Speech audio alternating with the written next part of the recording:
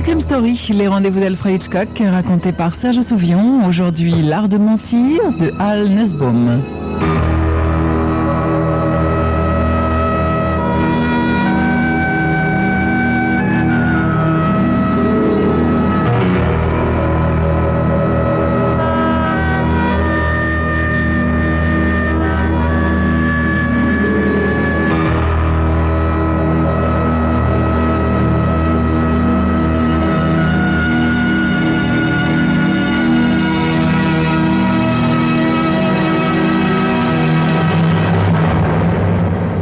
Pierre Nogent était un menteur.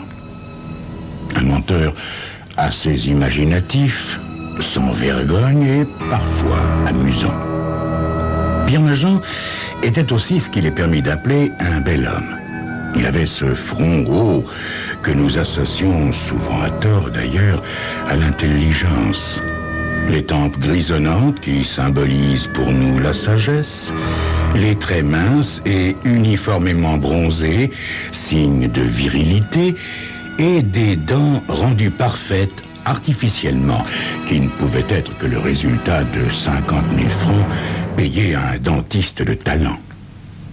S'il avait un jour écrit son autobiographie, qui n'aurait pas manqué d'être un best-seller, Pierre Nogent y aurait révélé les noms de centaines de chefs d'État ou de leaders mondiaux qui s'étaient fiés à ses conseils. Il aurait compté en détail des voyages bien plus hasardeux que ceux de Marco Polo, Christophe Colomb ou des astronautes d'Apollo 2.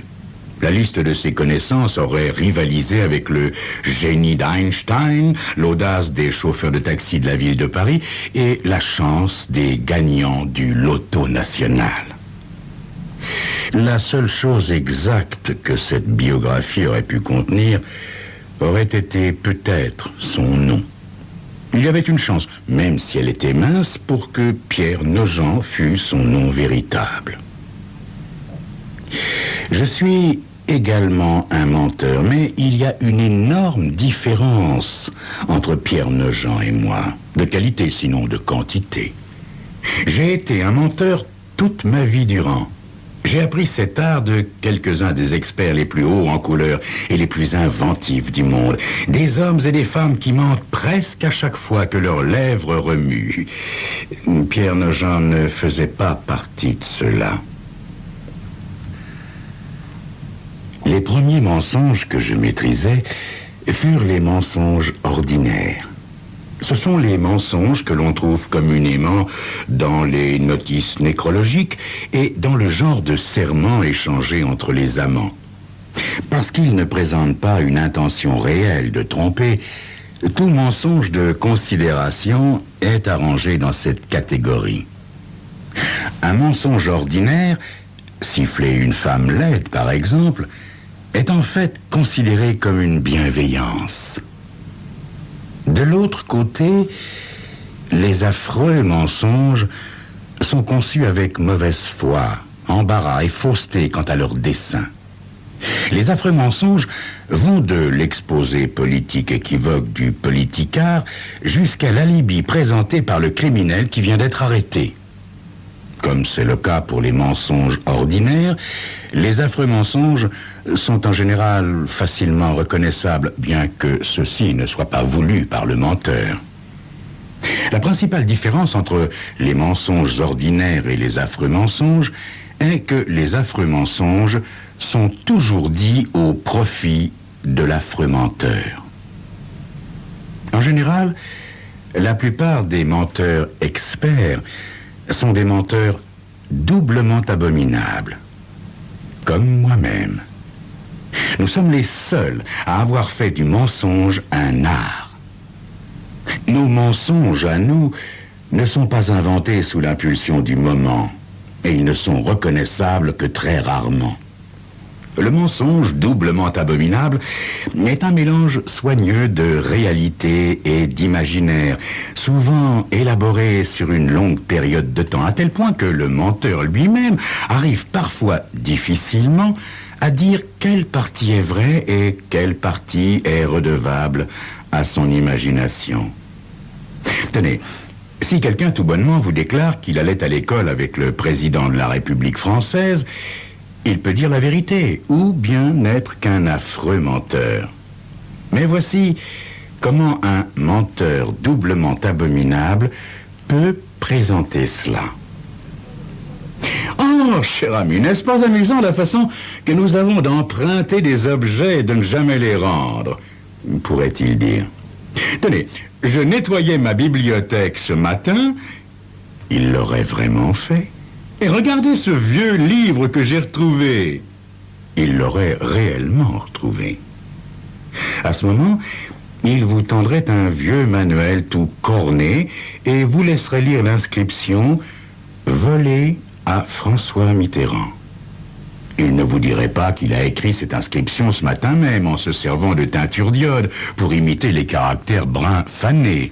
Et quand vous remarqueriez que le nom est le même que celui du président de la République française, il s'exclamerait « Nom d'un petit bonhomme, très cher, mais vous avez raison.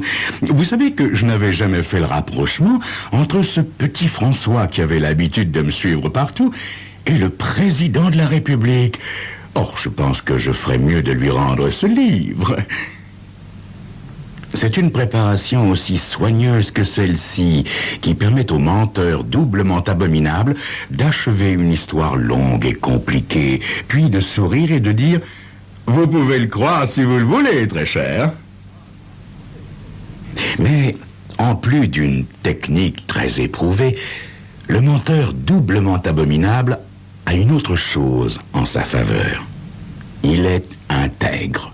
Il se sert de son talent pour donner à ses auditeurs le plaisir d'une histoire intéressante, déguisée quant à la vérité, et il le fait sans aucune pensée de profit. Le menteur doublement abominable gagne sa vie de nombreuses manières, mais jamais, au grand jamais, en prostituant son art. Cependant, très souvent, trop souvent, un affreux menteur acquérera un certain talent de mentir, mais il ne possédera jamais l'instinct humanitaire du menteur doublement abominable. Un affreux menteur de ce calibre devient invariablement un acteur professionnel, un escroc à la confiance ou un écrivain de fiction. Les écrivains de fiction sont tous d'affreux menteurs. À cause de la raison égocentrique de ces mensonges et par suite de la facilité avec laquelle il est confondu, un affreux menteur donne une mauvaise réputation à tous les menteurs du monde, exactement comme un voleur de banque arrive difficilement à effacer les stigmates d'un Pierrot le fou dans sa profession, et comme tous les bigames semblent marcher dans l'ombre projetée par Barbe Bleue, l'affreux menteur produit sur le public un mauvais effet, préjudiciable pour tous les autres menteurs. C'est pourquoi tout menteur digne de ce nom, qu'il soit menteur doublement abominable ou simplement ordinaire, déteste les affreux menteurs. C'est pourquoi je détestais Pierre Nogent. Pierre Nogent faisait partie de la vile catégorie des affreux menteurs. La première fois que je vis cet affreux menteur de Pierre Nogent, il était en train de jouer au tennis dans un club de la Porte de Saint-Cloud un samedi en fin d'après-midi. Je me tenais non loin de là, racontant un mensonge doublement abominable, soigneusement élaboré, à l'un des dirigeants du club, lorsque l'adversaire de Pierre Nogent le complimenta sur la rapidité et la précision de son service. « Oh, merci !» dit-il modestement. « Oui, en effet, cela m'a fait gagner une médaille d'or aux Jeux Olympiques de Rome en 1960. J'ai battu Gonzalez et Kramer, vous savez. » Oui, Pierre Nogent se sentait probablement en sûreté avec cet affreux mensonge lancé sous l'impulsion du moment. C'est vrai, les Jeux Olympiques décernent des médailles d'or. C'est vrai, ils s'étaient déroulés à Rome en 1960 et Gonzalez et Kramer sont deux des noms les plus fameux du tennis. Malheureusement pour l'effort débile de Pierre Nogent, le tennis ne fait pas partie des compétitions aux Jeux Olympiques. Mais lorsque ce détail fut soumis à l'attention de Nogent, il ne fit que sourire et dit... « Quelqu'un fait une partie ?» Il fut évident pour moi qu'un tel savoir-faire ne pouvait être que le résultat de nombreux autres éclats. Pierre Nogent se révélait être non seulement un affreux menteur, mais aussi un menteur prolifique. Comme Nogent et son adversaire commençaient à échanger des balles, je demandai, en le désignant du regard, « Qui est-ce ?»« Pierre Nogent !» répondit le dirigeant du club. Je souris. « C'est un nom qui sonne bien pour un acteur. »« Ah non, ce n'est pas un acteur !»« Ah bon ? Eh bien, écrivain alors. J'étais certain d'avoir reconnu Nogent. » Ah, vous faites erreur à nouveau, mon cher ami. Il est professeur d'histoire. Il doit donner des cours d'histoire à la Sorbonne pendant le semestre d'automne. C'était fou, ça. C'était absolument fou. Pierre Nogent était peut-être capable d'écrire l'histoire, mais l'enseigner, non, jamais. Ce n'était pas une occupation dans laquelle un affreux menteur pouvait réussir.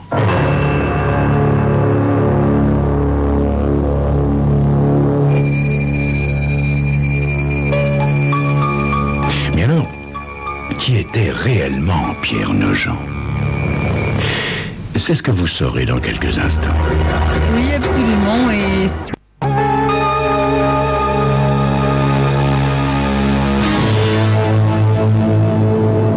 enfin, je ramenais la discussion sur le mensonge doublement abominable que j'étais en train de raconter, mais gardais les yeux fixés sur Nogent.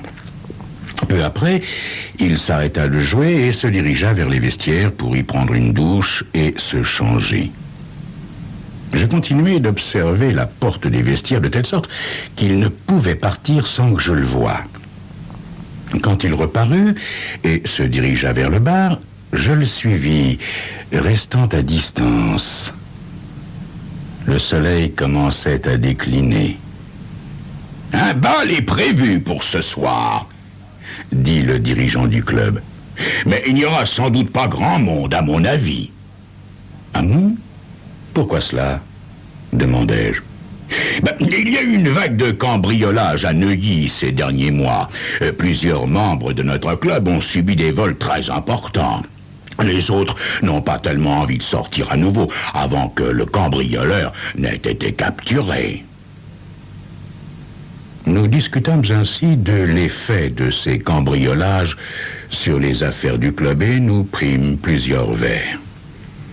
Je trouvai le moyen de glisser une demi-douzaine de mensonges doublement abominables dans la conversation, espacée sur une période de 2 heures. Mon hôte offrit de me trouver un smoking si je voulais venir au bal ce soir, mais je lui dis de ne pas se tracasser pour cela. Quelques minutes après 10 heures, Pierre Nogent acheva son dernier verre et quitta le bar.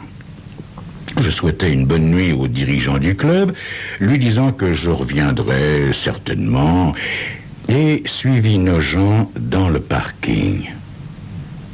Je l'observais en train de descendre la rangée de voitures, s'arrêtant de temps à autre pour lancer un léger faisceau lumineux sur l'une ou l'autre. Puis, il prit place au volant d'une XKE rouge sang et sortit du parking. Je le suivis à une distance prudente avec ma voiture.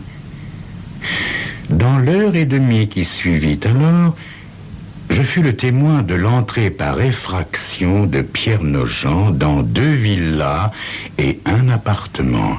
Il avait l'une des trousses de cambrioleurs les plus précises, les plus concises que j'ai jamais vues. Apparemment, il avait inspecté le parking du club de tennis et avait repéré les voitures des célébrités qui y étaient garées, donc des célébrités qui participaient au bal ce soir-là. C'était un vieux truc. Manifestement, Pierre Nogent ne préparait pas plus ses cambriolages que ses mensonges, mais il réussissait un peu mieux comme cambrioleur. Au moins, personne ne l'avait pris en flagrant délit dans cette activité. Après que Pierre Nogent eut terminé son 3e cambriolage, je le suivis jusqu'à son appartement, puis je regagnai le mien. Le lendemain, un grand quotidien parisien publiait en première page l'histoire des cambriolages. La police rattachait les 3 derniers vols, ceux d'hier soir, aux précédents, en se basant sur l'emploi d'un instrument servant à crocheter les serrures au moyen de légères vibrations qui étaient apparemment utilisées pour ouvrir les portes fermées à clé dans tous les cas. Je restais chez moi, mais laissais ma radio branchée sur Europe 1, qui donnait fréquemment des informations. À 5 heures de l'après-midi, on annonça que la police, agissant à la suite d'un appel anonyme, avait demandé un mandat de perquisition pour entrer dans l'appartement de Pierre Nogent. Le butin des 3 derniers cambriolages avait été retrouvé, mais rien d'autre. Interrogé par la police, Nogent produisit des alibis irréprochables pour les périodes durant lesquelles les précédents cambriolages avaient été commis. À présent, à cause de mon antipathie pour les affreux menteurs, je suppose que vous êtes persuadé que c'est moi qui suis l'auteur de cet appel anonyme à la police. Vous devez également penser que j'en sais un peu trop sur les techniques de cambriolage pour être complètement innocent. Vous pensez que je pourrais même être l'homme responsable de cette vague de cambriolage sur Neuilly? Eh bien, vous vous trompez. Vous vous trompez. Je haïssais Pierre Nogent en tant que personne. Cependant, je n'aurais jamais, mais jamais pu me résoudre à le donner à la police. Je me suis fait une règle très stricte de ne jamais me mêler des affaires d'autrui. Le fait que c'était un voleur ne fait aucune différence. Quant à l'idée que je suis moi-même un cambrioleur, elle est ridicule.